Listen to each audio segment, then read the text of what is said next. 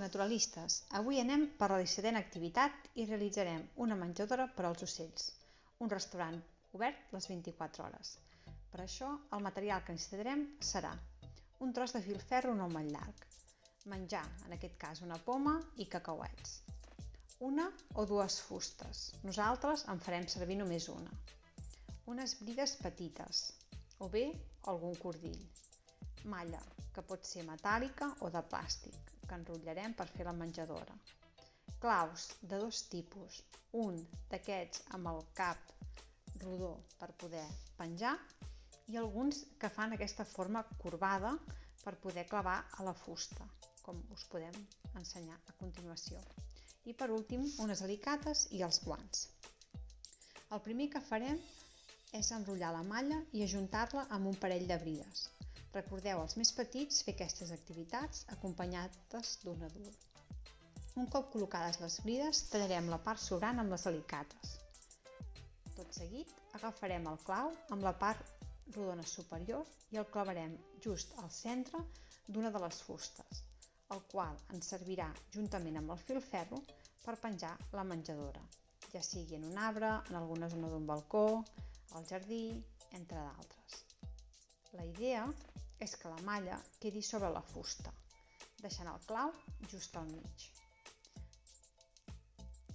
Abans, però, de posar la malla, hem de col·locar el filferro, que ens servirà per penjar la menjadora.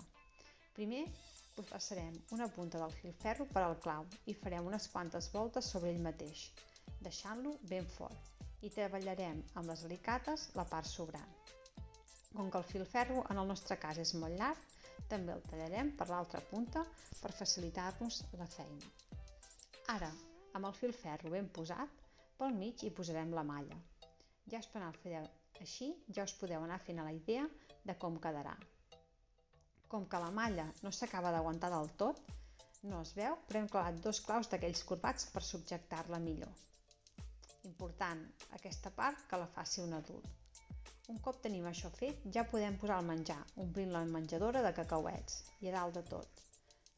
En comptes de posar-hi una tapa, hi posem la poma, la qual haureu d'anar canviant a mesura que els ocells se la vagin menjant, així com anar omplint la malla amb cacauets, pipes, etc.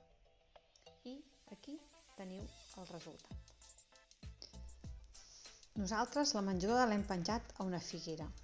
En aquesta època i en els propers mesos, que els hi costa trobar menjar a causa del fred, el vent, la pluja, la neu, la menjadora els ajudarà a passar part de la tardor i l'hivern i poder arribar a la primavera amb més forces.